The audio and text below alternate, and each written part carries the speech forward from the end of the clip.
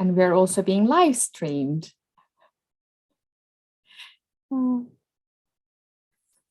yes, that's going to be extra special. We don't expect all that many people to probably be following the live stream on YouTube, but it is starting there, and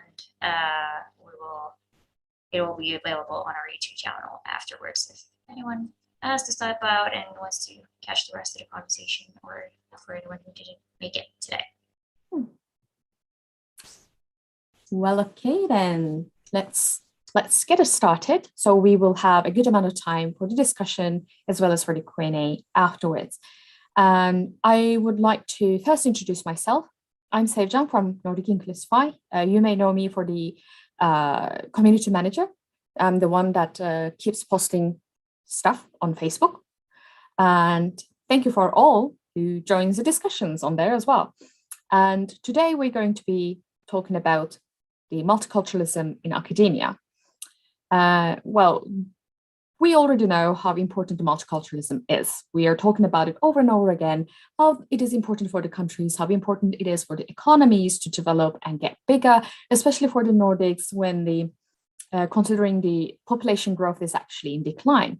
So yes, but it is not only about that, of course. There is a lot to consider when it comes to multiculturalism, about the benefits. That's the time then you get to have the chance to talk to other people, learn about other cultures, and actually broaden your perspective. And this is also one of the biggest reasons why it is important in higher education. Of course, these are the benefits that we're talking about on the personal level, societal level, on the country level. But in academia, actually, multiculturalism is not a new thing. It's been ages and ages. It's been on. It's been a part of the researchers and academic staff for ages, because what we are trying to do in academia is we're trying to make the research accessible to all and like applicable to all around the globe as well. So this is why it is important, and we always stress that.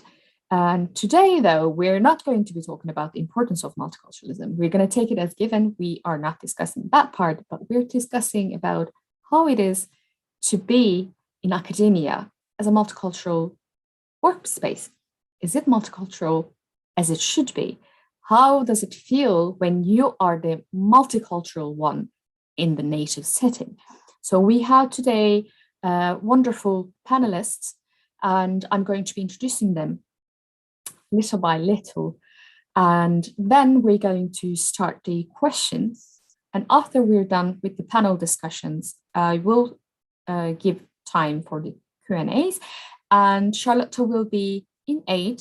I most probably will be missing out on the chat. I cannot follow it, but she will be forwarding all the questions to me so that at the end of the session, I'm going to be asking your questions as well. So let's start with Kirsi. We have here Kirsi Korhonen from University of Helsinki, and she's the Hey Life project manager there.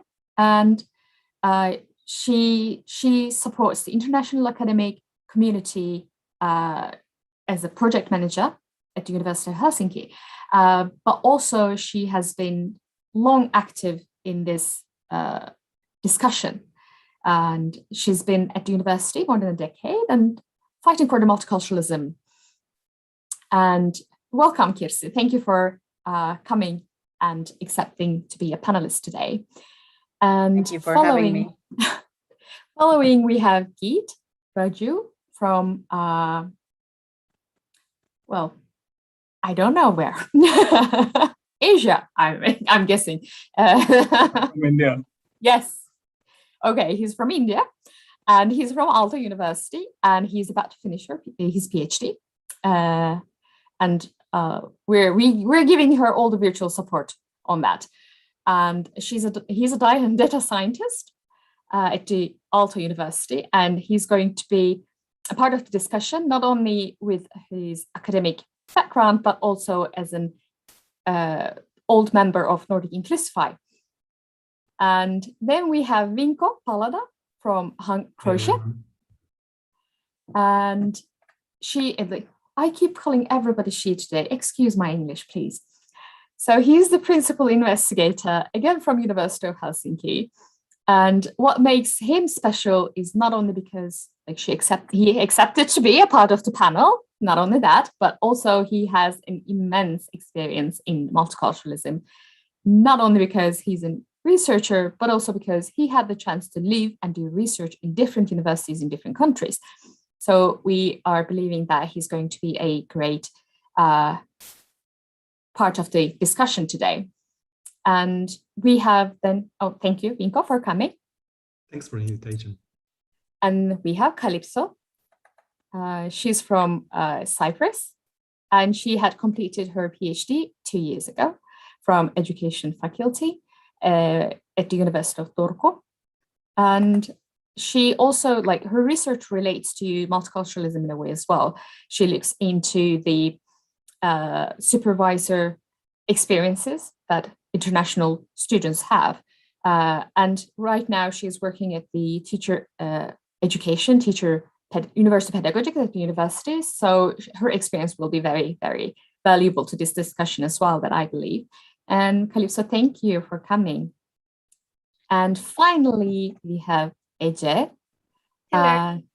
She's originally from Turkey, but she's actually representing Sweden today. She's been living there for about 6 years, and she just completed her PhD in international relations. And she is actually the CEO of her startup, and she creates research materials for tools. Please correct me. Research tools. Yeah, research tools for the researchers. So thank you, Ece, for coming.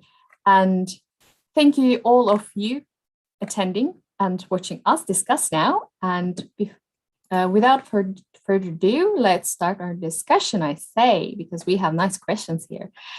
So I would like to start the discussion with asking you guys as what are the biggest challenges that universities should focus on when it comes to multicultural teams? Because all the universities, to my knowledge, are actually including multiculturalism into their strategies annually.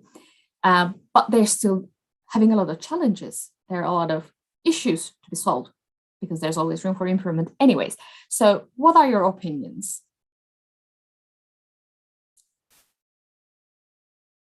Maybe I should, I see Guy wants to speak already. I was going to ask who's going to. Yeah, I was start, gonna actually. pick if nobody raises their hand as a teacher. Yeah. By profession, I'm going to be the one choosing the unlucky one. But Geet, you volunteered. Go on. Okay. Yeah. I actually, it's a very interesting question to start with. And the thing here, that one thing I would like to point out here is, because there were already certain categories that were outlined, so the university, of course, can take or university can provide guidance and support in different aspects of the integration program, so to speak, right? For an incoming member of the staff, or even a graduate student for that matter. So they can provide support for administrative services. They can provide support in how will they settle down during the initial part of their stay, for instance.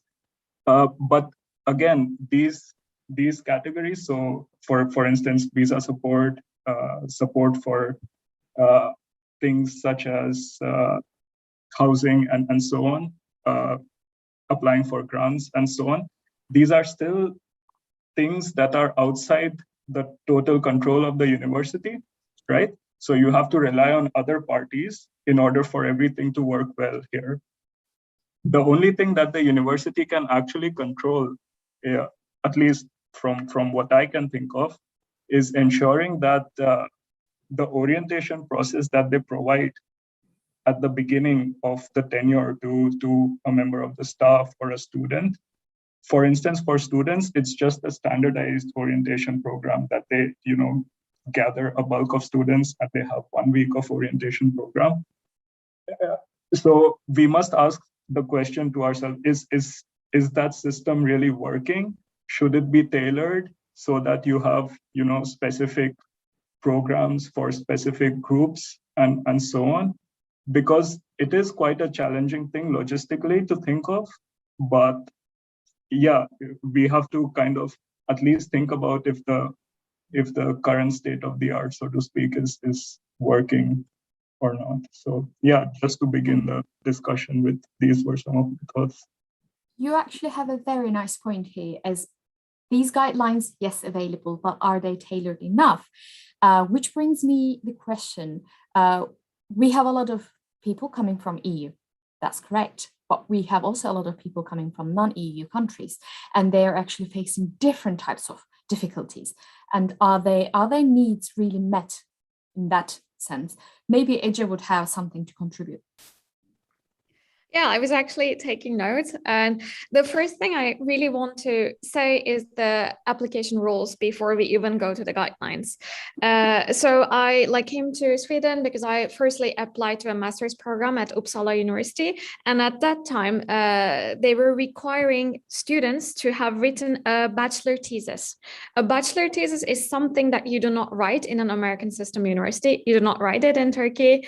And even though you have finishing projects, it's something that you write if you're in a European university.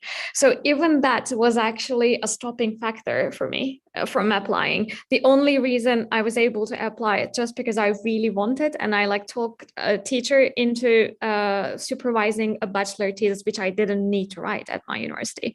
So firstly, for the factors that universities can control and increase multiculturality, I can really say, firstly, checking the application rules if they are applying to universities that are not just in Europe, but an American system and outside as well. I think that would be the first thing. And the second thing is the tuition fees.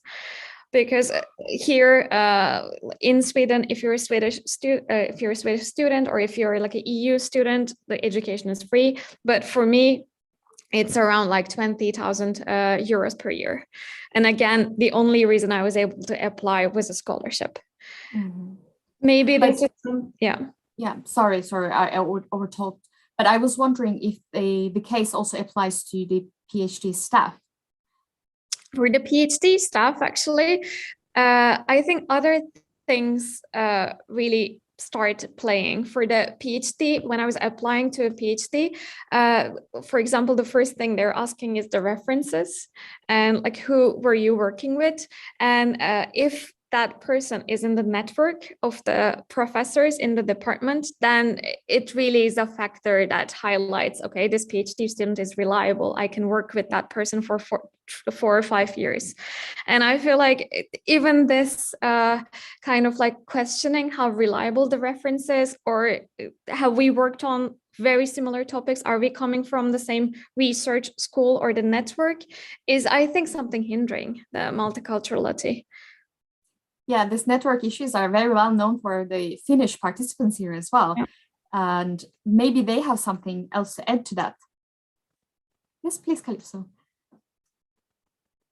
Yeah, I actually wanted to follow up also Geet's points that there are practical issues that newcomers might not be aware or informed in a holistic way about. For example, they might know that, yeah, you need a visa and you need to apply for, but they might not know the length that it takes for a residence permit to come out, or how far in advance you need to take to make an appointment.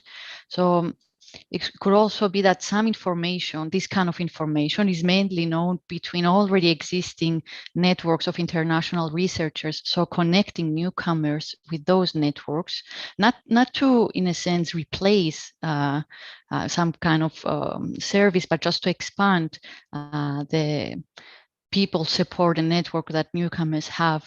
I find that that's quite important, and that the challenges in a sense can be found at a general level, but it's also very much also individual wise, case per case of people.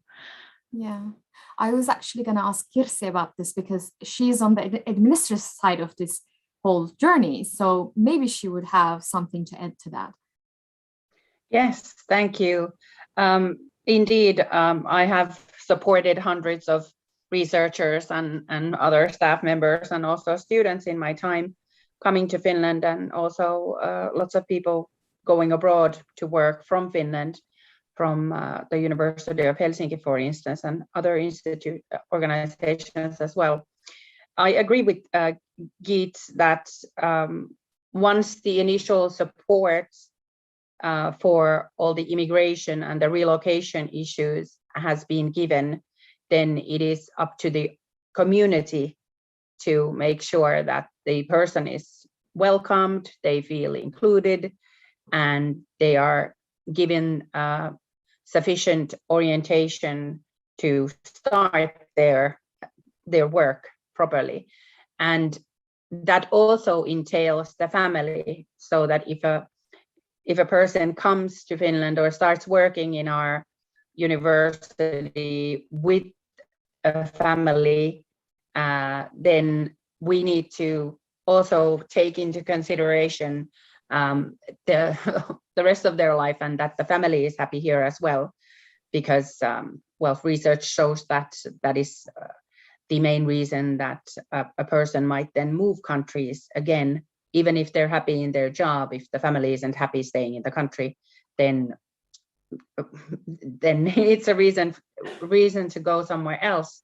So I think that we've already done a lot, and a lot of the higher education institutions have support for the administrative things, the bureaucracy. And for instance, Euraccess Finland offers free advice also for anybody coming to work at a higher education institution in Finland. But what we can't do in admin is the community side of things. So we can support that. Like at the University of Helsinki, we have a unibody system, and we have the spouse program for the spouses in the capital region. But I can't spend every day with all the hundreds of international researchers and their families that we have at the university, let alone all the other higher education institutions. So it's really the supervisors and the receiving community that play a huge part in how things then actually go. Very correct. And maybe Vinco has an experience on that. Yeah, like just to add to what Kirsi explained. So I really do believe that promoting multiculturality is kind of crucial for universities to be modern, and also if they want to succeed and be successful compared to the other universities, because as is the case also in the private sector, universities are kind of competing for the top talents, and then regarding promoting multiculturality, I think there are four elements which are kind of crucial and which every university needs to focus on. And the first part is regarding the relocation of the international staff, like we already discussed. Then the international staff also needs the help with housing once they arrive to the new host country. And then what is also really important is integration to the society. So there can be different types of initiatives which can promote the integration. And finally, I think something which is also important to consider is the career prospects. So how long can this new researcher actually stay in the new country, and what are the career prospects once their employment at the university is over.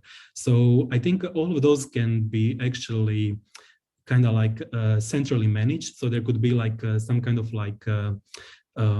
offices and administration staff which is actually actively supporting the international staff on everyday basis. And I think as every other initiative this also requires some financial investment to the administration, because of course you need to hire the HR staff which would deal maybe with the applications, and which would actively help with finding the housing, and also it needs the investments for example in language training, in counseling, for example, for the career prospects and so on. And from my experience, some universities are dealing with those questions better than the others. And of course, like better they are able to promote the multiculturality, it also definitely reflects on their like international rankings. So it's something that universities should really take seriously, like in upcoming years, and like maybe like spend more energy and time like to promote the multiculturality. But that actually brings us to a new question, a very important one. We have discussed what is the challenge. Yes, now we can name it because we've been through it. But then how can a university build a truly multicultural environment, a community for itself? Because Kirsi was saying as well, of course, administrators cannot do everything. There's a need for a strong community, but a community can not only engage the internationals, like the experience passing on to new internationals. A community needs to be a holistic thing. So what do you guys think about this? First come, first serve? No? Okay, let's go with Vinco. Okay, Ece actually wanted to say something. Go on, Ece. I can go. I think it's just because from my experience, language was a big barrier for me. So I'm sure many more ideas will come. But I think the very first step is making everything in English, because even our doctoral handbooks and the guidelines were never in English. They were always in Swedish. Like I couldn't receive any information on how to defend my thesis in English. That's such a big shame when you think about it. And everyone just assumes that you're born there, so you know everything. I personally didn't know many things. I didn't know what rights I had as an employee. So just making guidelines on actually how to live in Sweden in English and making all the administrative and research guidelines in English is just a first step. Yeah, that's a very important and such a simple thing.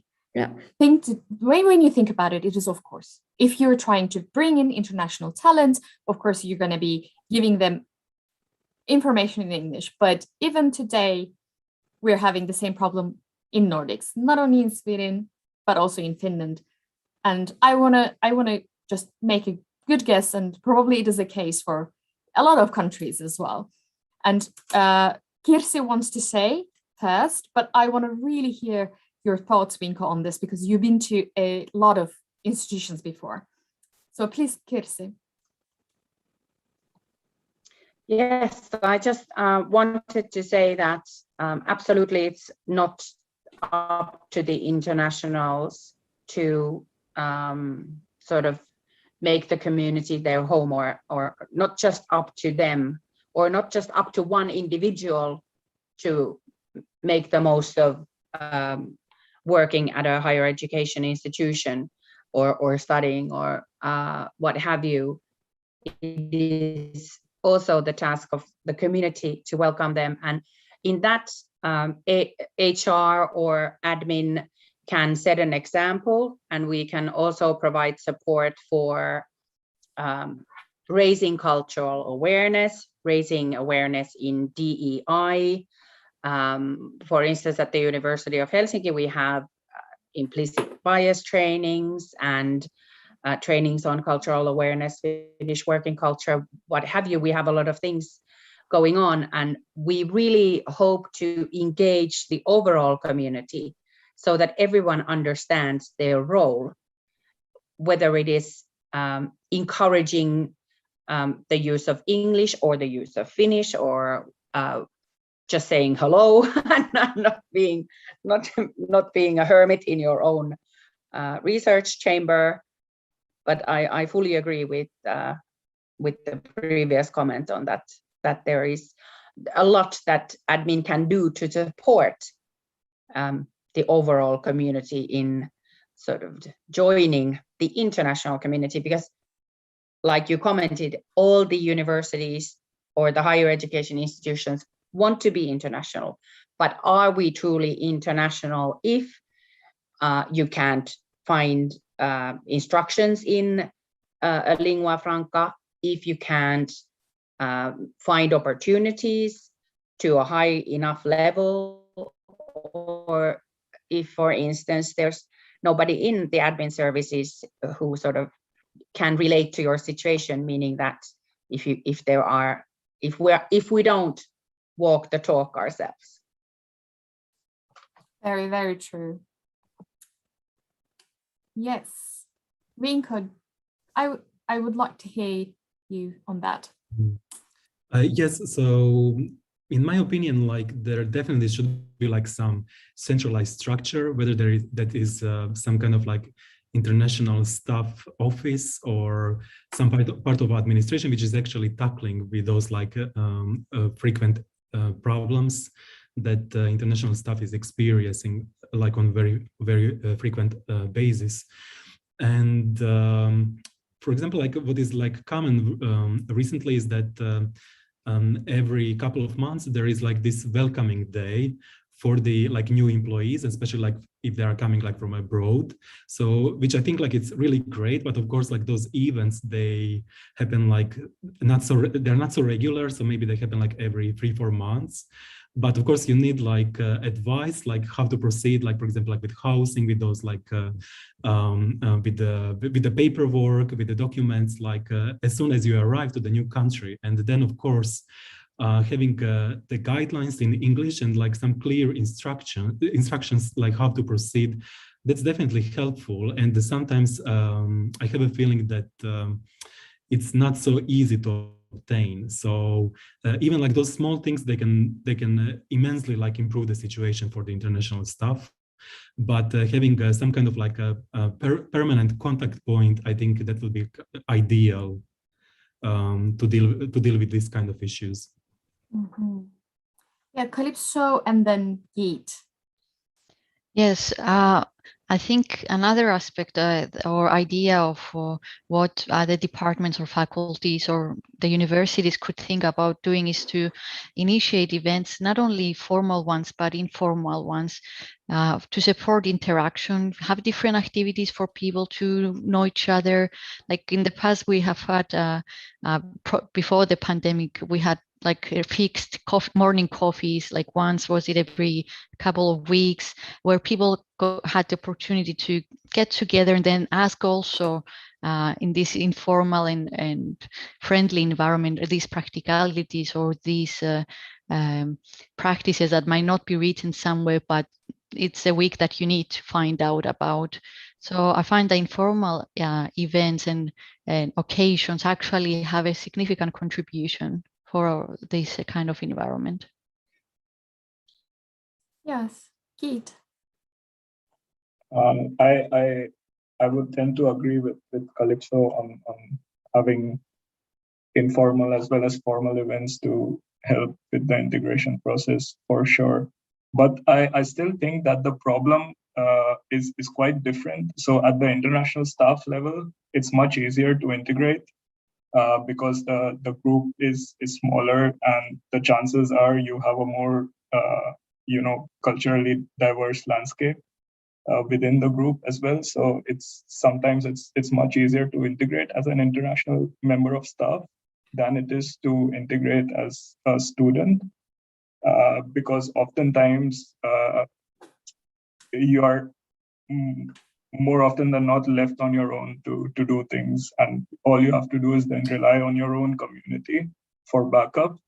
And then what happens as a result is you tend to stay within that community rather than opening up to the wider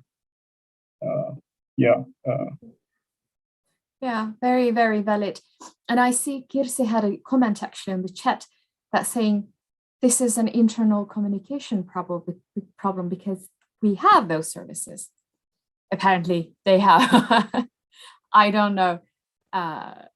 I've never worked at Helsinki University, but it's good to hear that they do have these informal events as well.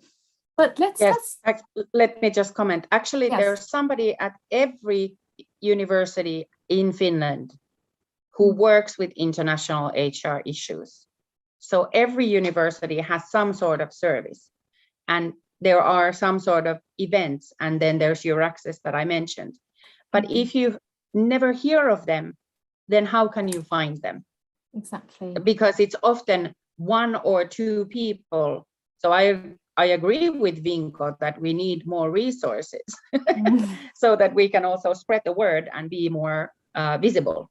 Yeah, it's always the resources. We would save the world if we would have any resources. So let's keep up the pace and continue with another question.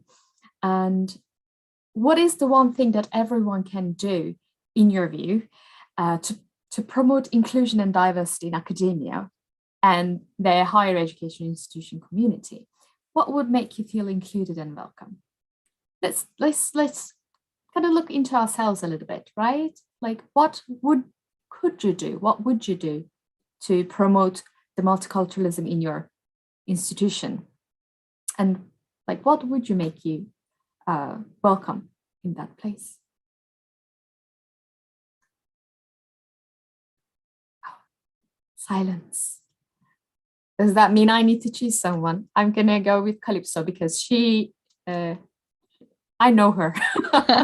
that's enough of a reason. Yeah. Yeah, well, I think giving space to each other to adapt, to observe, but also, to listen and to discuss, give these kind of opportunities and space for these conversations to happen. It's important, as well as having opportunities similar maybe to what Kirsi was mentioning before, opportunities to learn about our own biases and attitudes, and learning about, for example, microaggression behaviors, how to identify those. Maybe not everyone is aware of these terms and field. Personally, what makes me feel welcome and comfortable is that I do feel that in my team, my voice is being heard. I'm in a supportive team because I feel that things are not just opposed to me, but I'm being part of the whole process or the decision process. So I think not being in the final end of this kind of process, but being of decision making, or but being part from the beginning and being heard and asked to be even heard, or what are the opinions, is very important. So I hope people have that. Yeah, that's a very, very, very good point indeed. Vinco, please go on. So I would like to mention two things, like having an open mind and also like kind of creating the inclusive environment. So really like thinking like about from where the other person comes from, like taking in account like maybe like different culture, different traditions, like all of these things. And this can also like be actively promoted, like for example, at the group meetings, for example, which should definitely be conducted in English, even if there is like only a single person in the room that is not able to communicate like in the native language.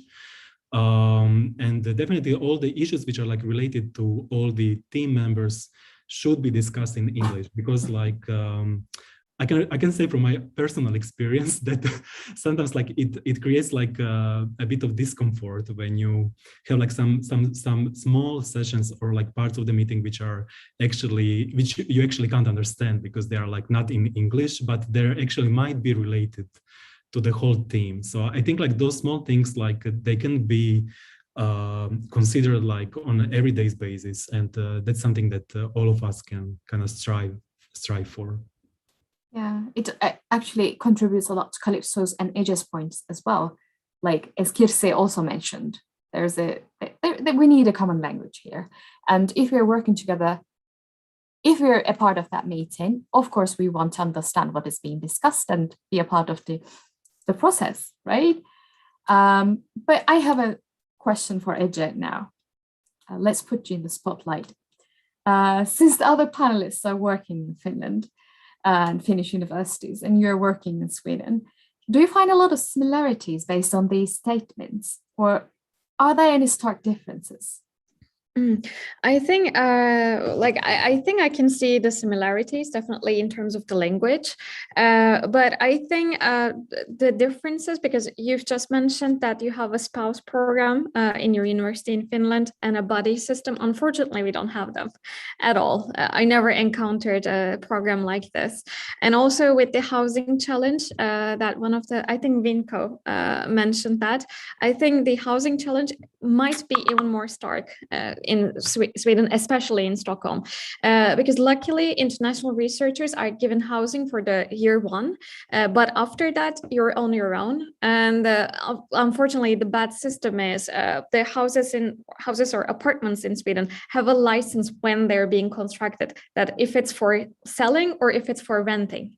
So, and everybody wants to buy in Stockholm. So finding houses to rent is such a big problem. And there's so many resources actually going back just because of this problem.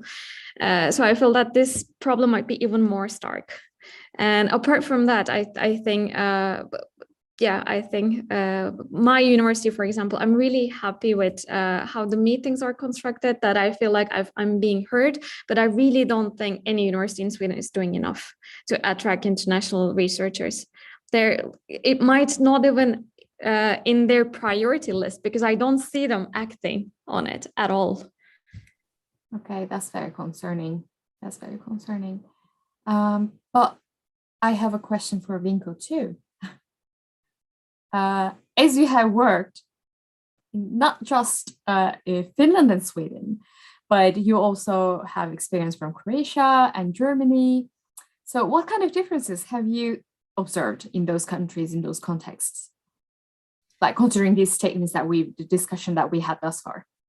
Yeah, it's a very interesting question. And I would say like it's not so much like difference like regarding the country, but it's more like a difference, like, for example, like regarding the location of the university. You know, like whether like university is like in some small university town, or it's like maybe like in capital, let's say like in Stockholm or in Helsinki. That definitely like also affects like what is like the number of international teams like at the university, and it also has an effect like regarding all those like different initiatives which are useful for promoting multiculturality.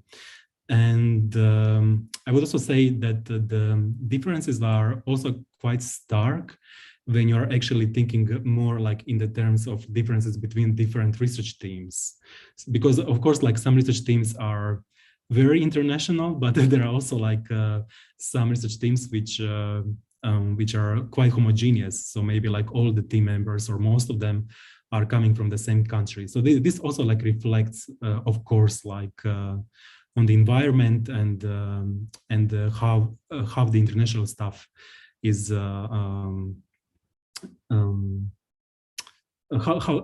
they are like managing their work like in such environment.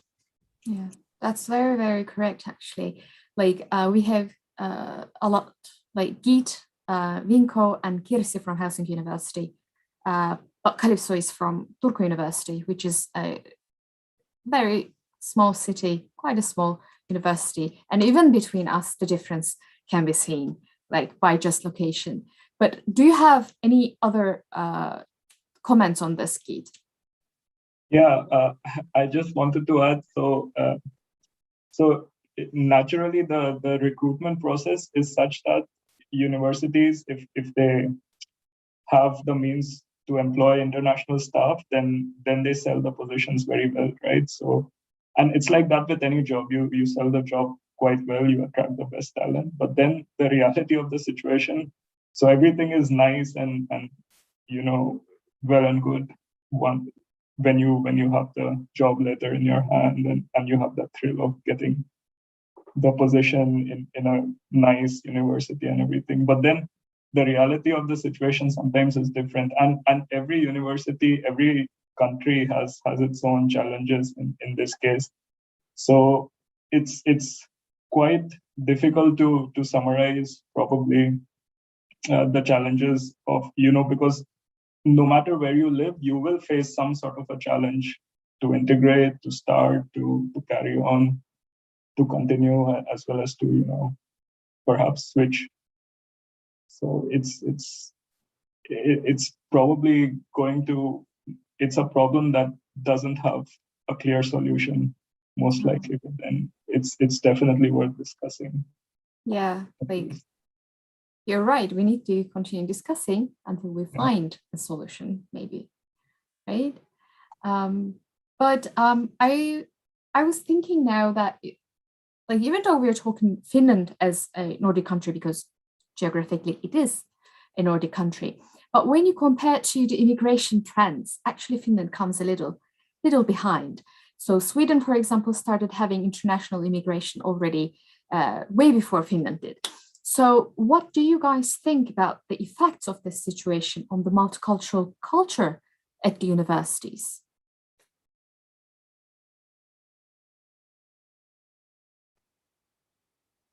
I can see Kirsi is actually, yes, please go on. Thank you. How to put this correctly? Of course, education and research are, or many fields are very international to begin with. And in many fields, it is quite impossible to do good research or good quality research, for instance, without international collaboration. And we have had academics from all over the world in Finland and Finnish higher education institutions for centuries. I mean, the current University of Helsinki was first, founded by a Swedish queen in Turku, actually, in Åbo, and then under Russian rule, it moved to Helsinki. So already there we have two different countries influencing the oldest higher education institution in Finland. And the situation is the same everywhere, that we do have international collaboration and international aspirations. However, it is still pocketed somehow. So there are pockets of it, and not all areas are as international or as diverse or as inclusive as some others. And it would be really important to spread the joy of day to all the organizations. I think we are behind because it's not widespread yet. Mm-hmm. And part of it is might be due to immigration laws or bureaucracy or the challenge of learning our language or whatnot. But partly we can also think of historical reasons, that we are a small nation and we have had to fight for our national identity, and it's not too long ago that we had to do so. So maybe we're still clinging on to it a little bit, and maybe we're a bit too happy with how things are at the moment, and not everybody sees the great opportunities and possibilities that diversity, equity, inclusion, and internationalization bring to us.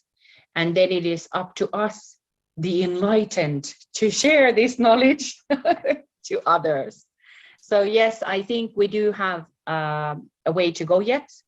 And there are steps being taken all the time to get there. And again, it is not just the organization, but also the individuals that can take us there to this common goal that we all have in this discussion. Yeah. Thank you. And that's a very, very nice way of thinking about the future. But let's hear from Vinco. I just want to quickly add to what Kirsi mentioned. So what is, and this is mostly for the audience which is outside of Finland and not so familiar with University of Helsinki. But what is really like unique about the University of Helsinki is that it's bilingual. So that means like all the education is done both in Finnish, but also in Swedish. So this is like by default, like it's bilingual and it's like multicultural, like taking the best from like Swedish and Finnish like shared history. And I think it's kind of something which is a great thing, and which also like kind of makes it more inclusive for the foreign students. Geet is also from University of Helsinki. Do you have any thoughts on that? From Aalto, actually. Oh yes, I'm sorry. Well, you're all from Helsinki. Helsinki is full. Tomato. That's my mistake. I'm so sorry. But hey, Calypso, what do you think about that? About the two languages? Yeah, because you're from a Finnish university too. You guys are all, no, I'm kidding. But for the fact that now Helsinki University has a very, very long history, but Turku University is not that young either. Yeah. Yet there's this one handicap about the language. University of Helsinki has 2 languages, but University of Turku has only 1. What do you think about that? Does it have a like big impact on this? Well, I guess then the resources must be more in Helsinki to translate everything in 3 languages, and including English.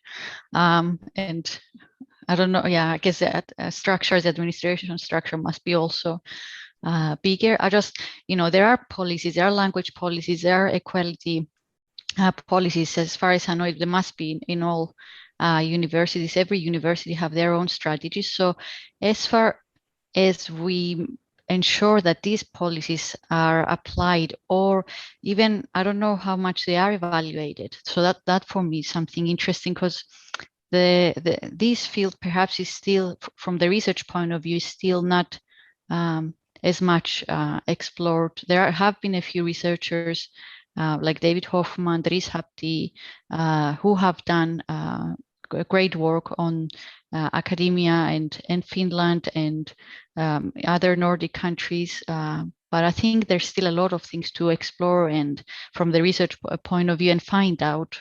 Mm-hmm. But let's get back to the language issue, because there are a lot to unpack there. And let's move on to my next question, which is, we talked about differences between the countries. We compared Nordic countries, we compared EU countries, we compared our experiences from past. But what do you think about the field of research?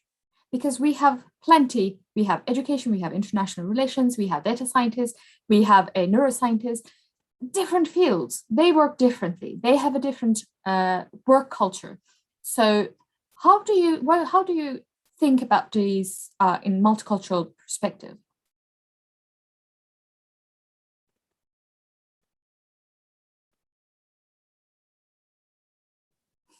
Yes, please, Calypso. Oh, I'm sorry. I'm going to get back to you, Geet, right after Calypso. Yeah, well, a first assumption would be that obviously some fields are more international than other ones.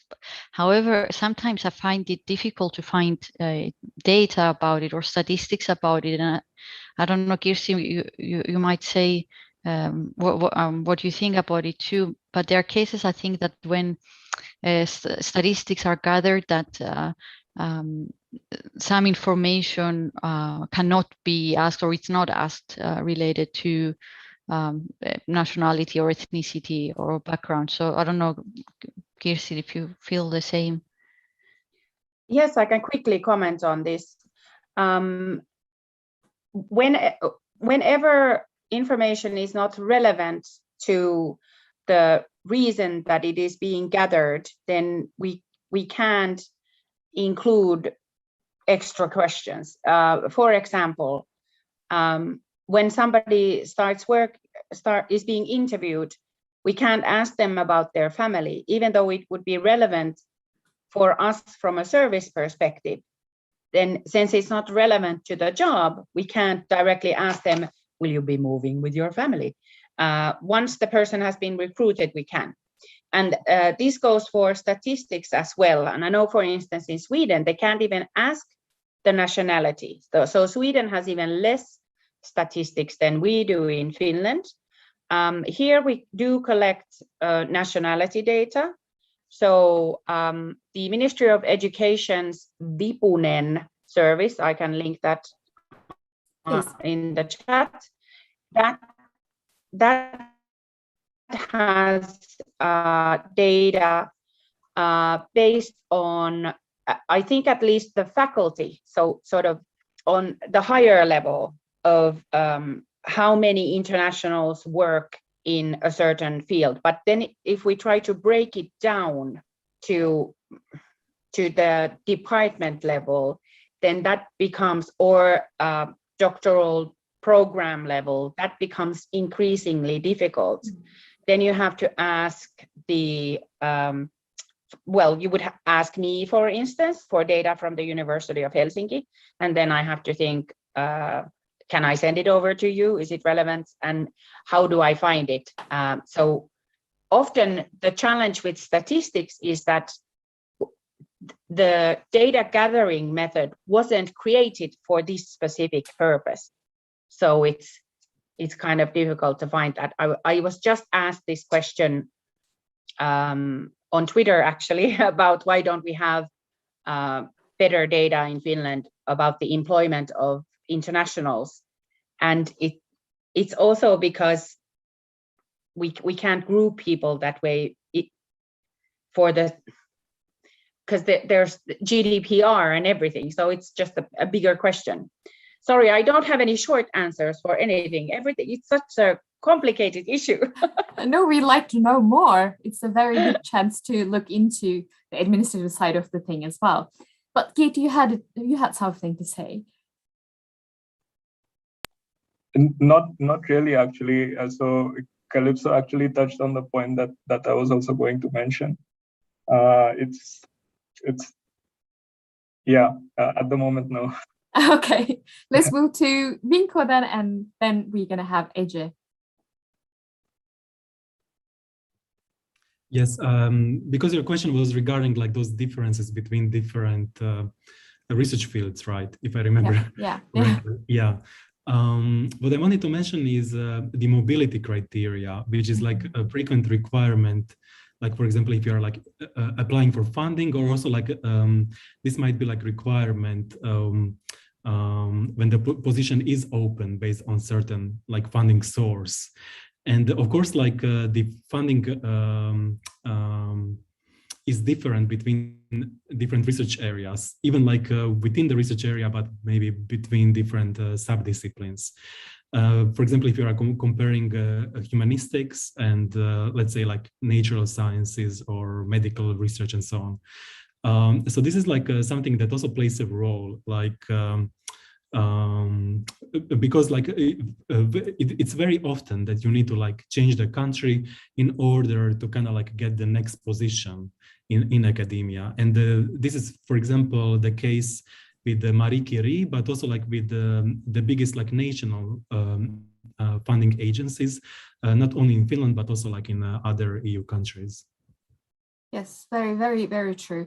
It's the funding is one of the major points here, like deciding on who can be where, basically, how many people can be. This is also the reason why I changed so many countries before I settled in Finland. Yeah, that definitely makes sense. And most of us are still doing it too, because as you said, it is not only Marie Curie, it is not only Finland. There are a lot of like grants that actually has that as a condition that you need to change country. You need to be somewhere else for this. But AJ, please go on. Please add comments. Yeah, like I really agree with Vinco, but like I just wanted to comment on my experience. Although there is not enough data, it's just an observation. But for example, I'm from the Department of Economic History and International Relations. So it's actually two disciplines merged into one department. And I can see that all our international researchers are in international international researchers are in IR, whereas there is 0 international researchers and PhD students and students in economic history.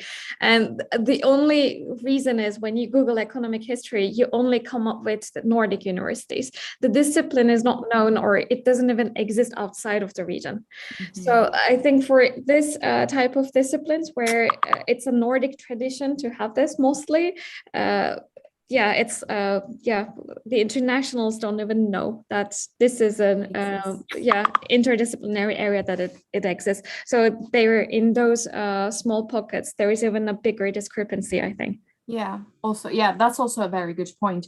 With the discipline itself can be very focused on native level, let's put it that way. Quickly, yes. I have something.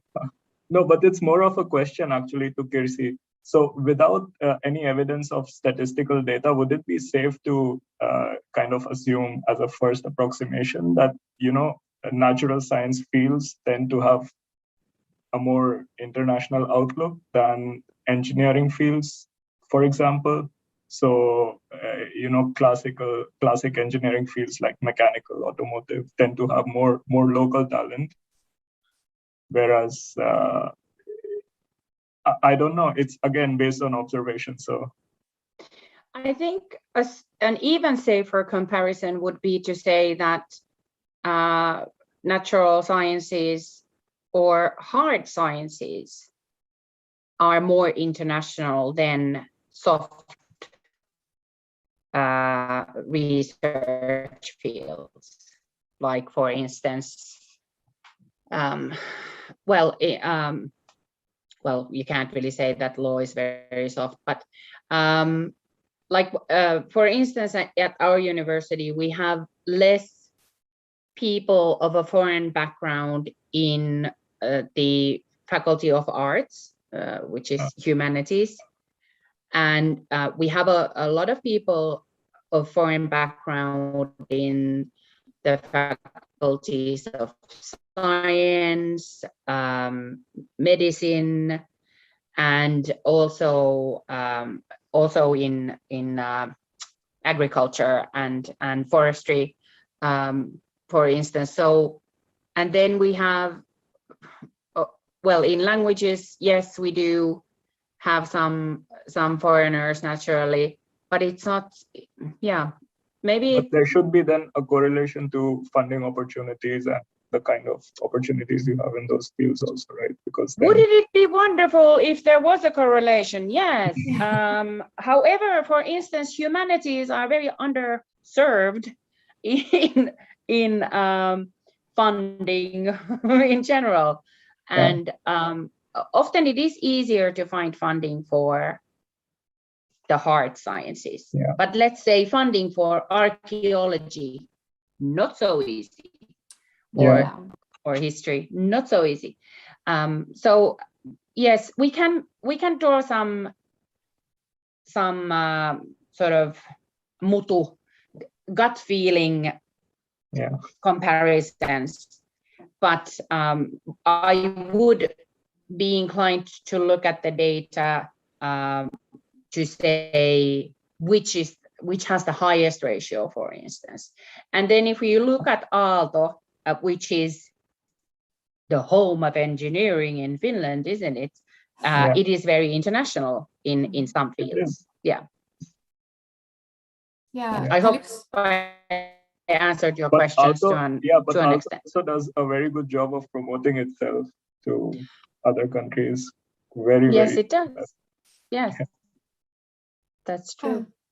Calypso had something to add, I believe. Yeah, I also thought while Kirsi was talking that another factor that might be, supporting of having more internationals could be that some faculties or some departments have the English medium programs, and let's say masters, then those graduates might, decide to stay and continue with PhD studies, doctoral studies. So I would assume that also there might be a correlation based on that.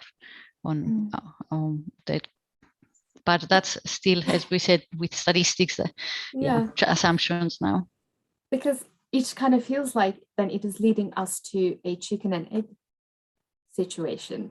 Like, is it because they have a lot of master's degrees internationally or bachelor's degree because they are a multicultural institution or like department field already? Or is it because, they started having those and then they become multicultural? It's hard to know without seeing data, as we all agree on that. But let's then move on and leave it at social sciences and humanities are underfunded and unlucky. Okay, so now we come to another side of the discussion. We talk about what university can do, what we are expecting as multiculturals and so on. But what about the readiness of the native community? What do you think about that? Do you think how much of it that actually affects, because the universities want internationals to come in, but what about the readiness of the native community there is?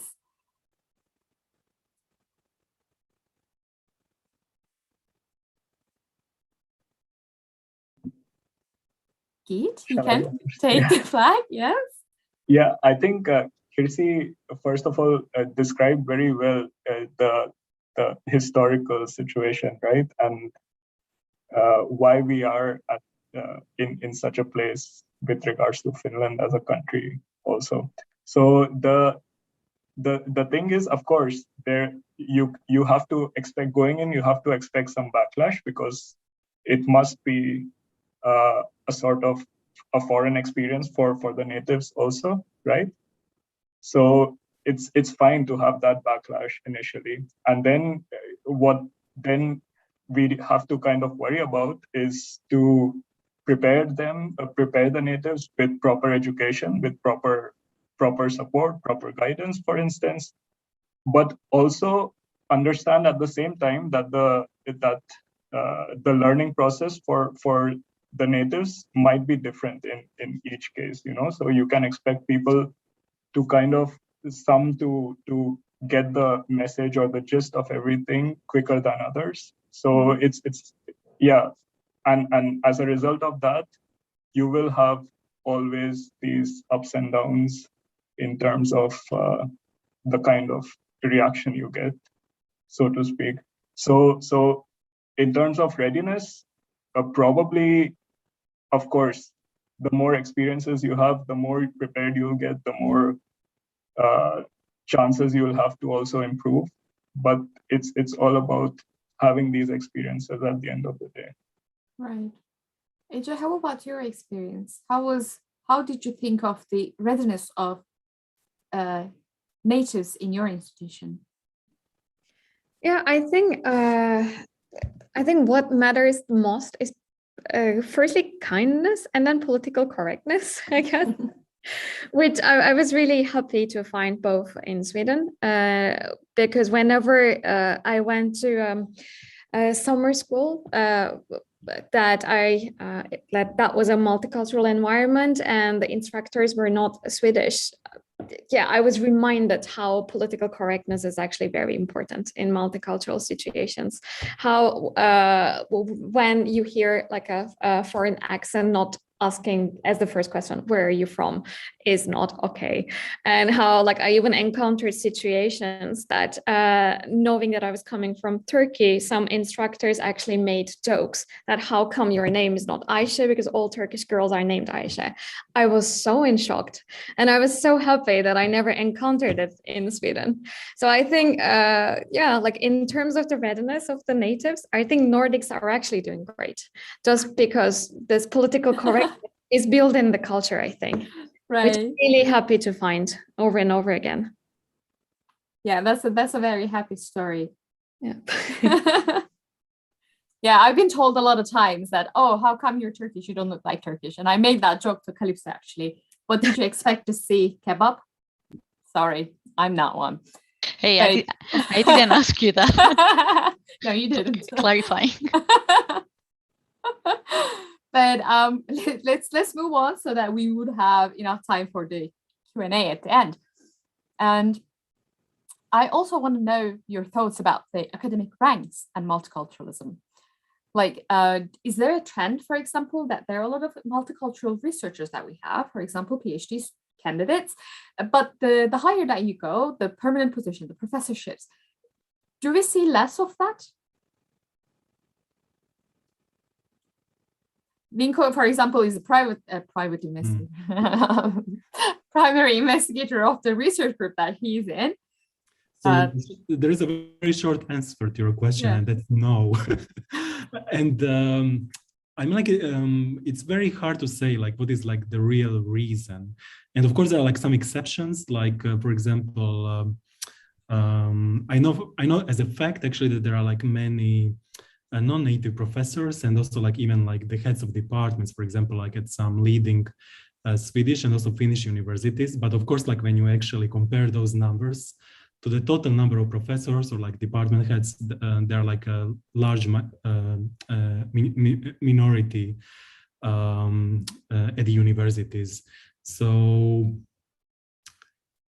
yes, like it's hard to say like what is actually the reason for that, but right now the situation is as it is, so there is not so many of them. I guess that's not a field difference, but it is quite across the fields, the same situation that we observe. And how is the situation in Sweden, in your opinion, Ije?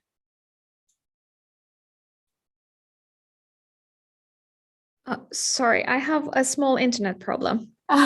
Okay, no worries. Kirse had raised her hand at the moment. We can have her opinion first. Yes, thank you. Statistically, the number of non-Finns is higher on the first ladders of the researchers' career scale, and then it decreases as we go to the top positions. Reasons for that are multiple, and I do know that the management or leadership in higher education institutions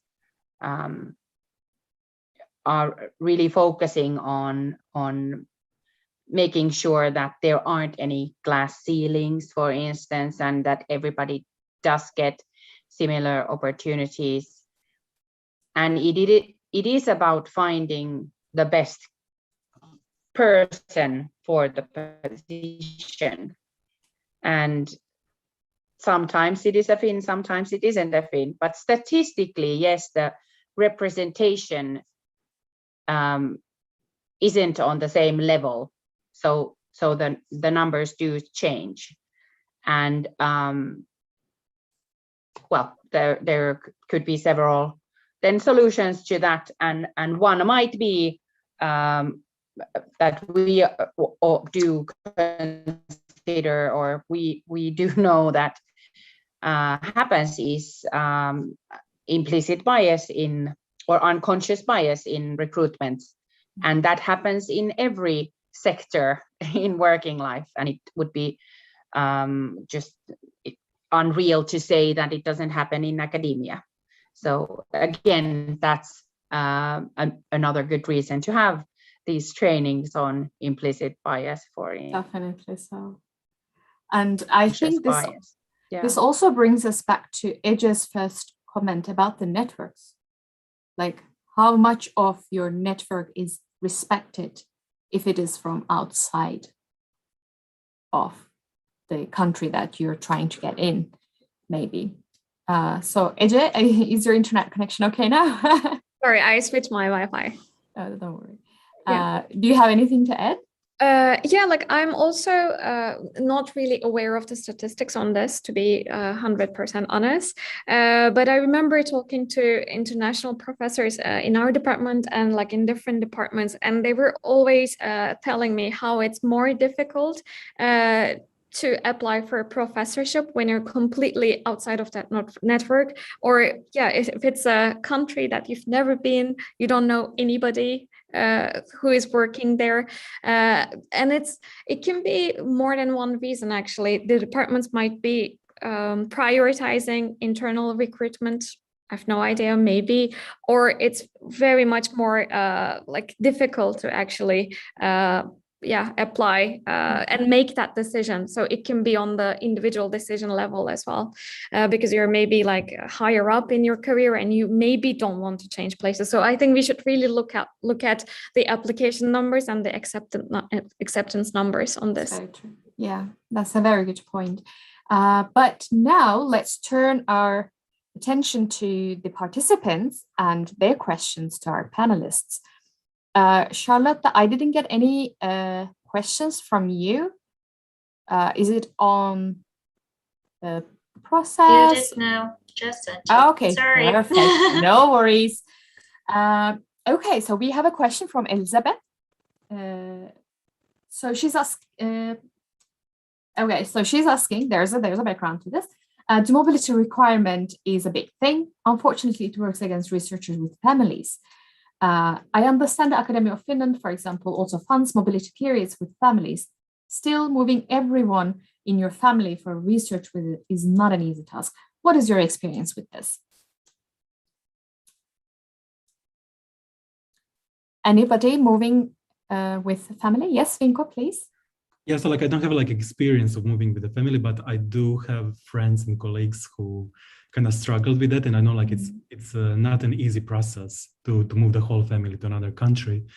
But I would say that this really is a big issue, and it seems that foundations are also like starting to kind of rethink this mobility criteria. So what I can say is that like in the last ongoing call from Academy of Finland, they also recognize so-called like virtual mobility. So that means like that you have like experience of maybe, I don't know, like having online communication with another team in another country.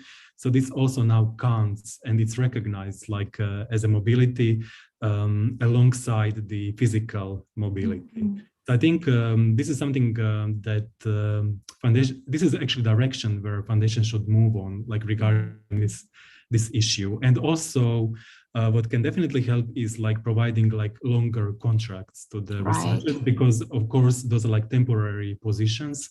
So like more permanent positions, I think they would definitely help, especially like if researchers have families.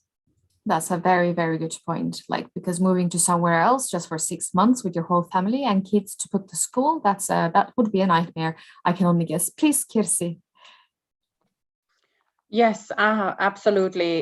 It is a major factor when people decide whether they will go abroad or not.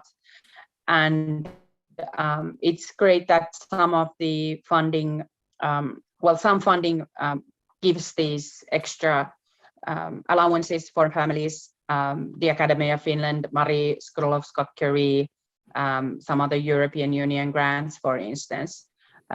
Because unfortunately, the university faculty or department doesn't always have the means to support the rest of the family moving. And that's also one factor, going back to the previous question on what is the difference between fields, because when some fields are more, they get funding more easily than others, then it's easier to provide mobility opportunities in those fields that are then supported well. Again, I want to bring up Euraccess and the different kind of support models that Euraccess service centers in different countries have, that could be a good way for a family to at least find some kind of support. So even if the higher education institution in question can't support the family, then maybe there's some other institution or organization in the area that can.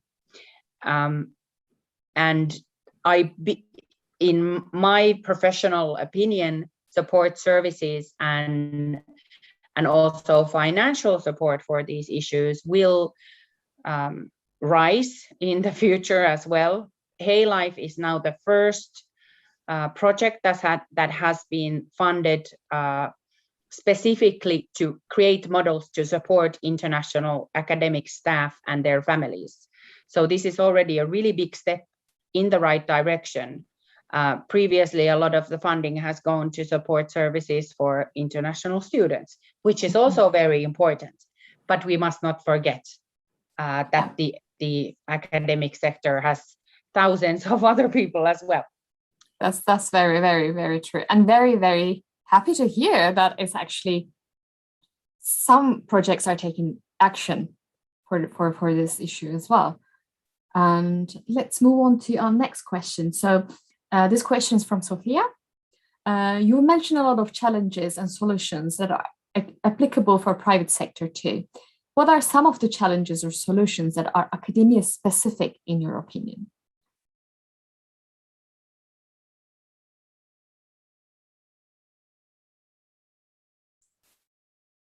Maybe this moving with the family issue can be one, but then again, it also applies to the private sector as well, because we have a lot of mobility now happening in each sector. Geet, let's hear from you. Yeah, I think this is something that the other panel members have also touched on.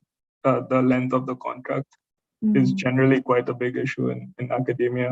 You have temporary contracts and you're expected to keep moving in order to also climb up the ladder, experience different research groups, different research environments, and also, you know, gain different skill sets. So yeah, it's generally accepted that in academia you have to keep moving from one place to another before you actually settle down into a permanent position. So yes, yeah, to raise your grandchildren. Yeah. Yes, that's a very, very good point, Keith. Thank you. Any other comments for this? No? Okay. Because like academia is very hard to separate from private sector or public sector, because academia, yes, it is maybe a different culture, but it is not that of it's one of a kind. It is not. And Ece, please. Yeah, I think similar to what Geet said, the requirement for the future funding is very specific to academia. Let's say that you move to like a different country, and let's say that in the end of the 2 years, that's the end of your contract, you want to stay in that country, then you need to learn where the research money is coming from in that country, how the research projects are funded. So there is a full, like another level of learning that you need to do in a new country if you're in academia, I think. Yeah, that's very true. And you have to learn over and over again. Yes, Vinco. You're still on mute? Yes. Yeah, I just fixed it. I just wanted to add that many of like PhD student and like, for example, postdoc contracts, they're not longer than 3 to 4 years. But for example, like if the researcher is not coming from the EU, and if they want to like apply for the permanent residence, let's say like in some EU country, you usually need to stay like much longer, like 5 to 6 years, for example, like depending on the country criteria. So this is also an issue, because then you're kind of like obliged, as soon as you like graduate, or as soon as your first contract is over, you need to kind of find another contract. And especially if you have family, then this is like a big source of concern, like for the whole family. Yes, the visa issues, residence permits, that's a very, very big concern also in Finland, and I'm sure in other countries as well, because you're basically, when your contract ends, then your reason to stay in that country ends as well. And yes, here's another question about the official language statement. The official language statement in university legislation and how it affects multiculturalism and inclusion of international staff. That's, I actually forgot about mentioning that again, because that's a very important thing that we need to discuss. And especially for I don't know, Guy, do you have teaching responsibilities but you moved to another company at the moment, right? I did for a period of time. Yeah. Yes. I had to do some assignments as a teaching assistant. Was that an issue with the language statements? Well, not really, because the course was specifically held in English. Mm-hmm. But then, of course, there were quite a lot of students, more than 40 students in the course. And I was responsible for taking or for holding the exercise sessions. So spending 2 hours per week with the students and explaining stuff to them. And most likely the terminology that they're used to is slightly different from what I'm used to. Mm-hmm. And there were quite a lot of instances when there was some confusion, and then you had to spend extra time trying to clarify those solutions and so on. So yeah, these are some of the challenges that international teaching assistants can face from time to time. Yes, yes. I'm actually, Kirsi is raising her hand. I'm going to go with Kirsi first, but Calypso, I will follow with you. I have, yeah, please, Kirsi, take the lead. Thank you. I just wanted to say that in some cases, the legislation or the university statutes do come into play with the language issue, that some things have to be done in a national language, or in some roles you have to be proficient in a national language. So that can also be a barrier for advancing into certain roles. That also happens with certain jobs elsewhere outside academia, where you have to have either proficiency in Finnish or Swedish. And sometimes then if the administrative duties of an international academic or staff member are thrust upon somebody who does speak the language, then it might cause some unhappiness in the working community. So that is also one factor. But in my years, I haven't heard of very many instances, so I wouldn't think that it's a huge issue. Mm-hmm. Very often there are ways around it. So language should not be a barrier to somebody being welcome and feeling included in the working community. Yes, that's very correct. That it shouldn't be a problem. But the reason why I wanted to talk to Calypso is about University of Turku. Let's talk about University of Turku because its formal language is Finnish.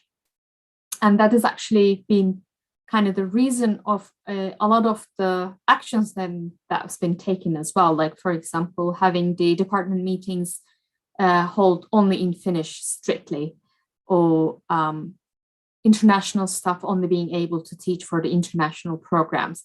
What is your take on that? Because now you're a university lecturer and the situation must be changing. Yeah, I don't think there's a strict rule, for example, about the department meetings. For example, we have seen in some departments that there will be a decision, or there will be an attitude in a sense that, okay, let's try, for example, having the slides both Finnish and English, or having someone to trying to, let's say, translate, or officially like appointed or not, but someone who has the attitude and is willing to do this, because officially, I think based on the language policy, the staff, the members should have access in one way or another for these meetings. And of course, it's a way to feel as part of the community, because that's where some announcements will be done, some discussions. So I'm not sure about the each department, but I would assume that some are more maybe pro translanguaging compared to other ones. So perhaps it is a matter of attitude in general. But I think the policy-wise, I think the staff members should have access to a language that they can understand about this information. Now about the teaching, like as a PhD student, when you are employed, you have a 5% that you can do other duties, including teaching. So on one hand, I was fine that it was just 5%, because that meant that I can actually focus on my doctoral studies. Because what if you end up having too much teaching tasks, and then but now, as Sevcan mentioned, at least my position is different with the university lecture. So my role has either to do with completely teaching in English, or in some cases I'll be tutoring and doing that in Finnish, or at least trying to develop the language, because I have already shown, or at least on the application call, it was fluent English or fluent Finnish. But if it's English, then with in a sense, intention to improve the language skills, which has been a really good opportunity in a sense for me, who had already had some kind of level to develop it. So that wasn't in a sense an obstacle. Yeah. But I actually, Geet, I'm going to get back to you in a second. I wanted to point what Kirsi was saying as well. This goes both ways, because if a international PhD student cannot teach a course, then this overload then goes to the Finnish-speaking ones. And that's also a very twisted and sad situation, because international students might have the luxury of working on their dissertations a lot, but then the Finnish students then have to deal with the administrative work and teaching and all that. But let's continue with Geet and then turn to Vinco. Actually, it's good that you brought that point up, because I was going to touch upon that also. So at least from my experience in Aalto, they incentivize the teaching for graduate students. And what better way to attract students to teach than to give them the promise of money, So that really worked in the case of international students. So nobody really had a problem with that. We did our hours and we got paid in the end for teaching. But I know for a fact that Helsinki University does not do that, because I have friends from Helsinki University and they have to do the teaching, but they do not get incentivized for the teaching. So yeah. What is your take on this, Vinco?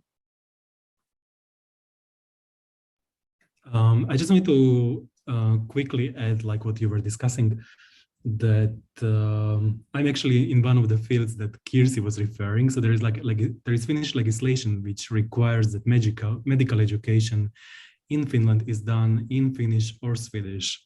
So while I'm trying to become fluent in Finnish, I haven't been in Finland so long that I could actually do teaching in Finnish. But I do have like a very extensive experience, like with teaching different medical courses. And I used to be also like a course head back in Sweden. So what I would like to mention is that there is always like it always also like depends like on your personal initiative. So if there are like some obstacles, for example, like with regarding the language, like no one is stopping you like to organize a new course which is conducted in English, and that's like what I'm trying to do now. So there is a deadline in October, but I'm registering a new course which will be like an elective course, because like if you are organizing course which is like not a part of the core program, then of course like you can also like teach students in English. So I think it kind of works like in two ways. So of course like universities should like make it possible for like foreigners to teach in English, but I think foreign researchers can also like make an effort to organize new courses or like new programs which are more international and which are based on English. That's a very good point. It's like taking the action yourself, putting your hand under the rock. And Eja, do you have anything to add on this from Sweden? Yeah, here, like in our department, and like as far as I know, in many master's and PhD level courses are actually in English. Like there is a problem only if you would like to teach at the bachelor level, because many bachelor level courses are actually in Swedish, and the program language is Swedish. So I don't think it would be even possible to organize a course within that specific program. But as far as I know, in, for example, Uppsala and Stockholm University, the rule is a student can write their assignments in any Nordic language plus Latin and English. So even if the course language is in English, they have the right to write it in Swedish. And I had this many times. I was teaching in English and the assignments were returning back to me in Swedish. And so I felt like, yeah, every time when this happens, I really need to receive help from someone. Yeah. But I also understand why this rule is there. So I don't think it was such a big problem. But like I realized that this exists actually. Yeah, it actually, I don't know about Helsinki University or Aalto University, but Turku University have decided the same thing, that even the teaching is English, the students always had the right to do the assignments in Finnish or English. But yeah, I've never experienced myself, no assignment or no exam was returned in Finnish to me, but that creates another problem actually. Then if you get the assignments in another language that you're not 100% fluent, then I would personally consider my ability to be fair on that assignment to grade it. So that's very interesting discussion actually that we are having, because we are talking about two different countries here. We don't have, unfortunately, anyone from Denmark or Norway, but still within the Nordic context, we actually uncovered a lot of similarities here. And I think we can raise these discussion to a global level and consider all these would be applicable to any countries, universities and institutions that are trying to attract international students. And I want to thank you, each and every one of you, for participating in this panel discussion and your wonderful responses, comments, and answers for the questions. And also I want to thank you, all the participants, for coming here and asking interesting questions at the end, and I enjoyed very much. I hope you enjoyed too. So thank you for having us. It was a really interesting discussion. Very nice to hear. Thank you, everyone. Thank you. Thank you. Thank you, and a very nice meeting everyone today. So we came to an end, but I hope this wouldn't be the end of our collaboration, and I would love to see you guys in other events as well. Thank you.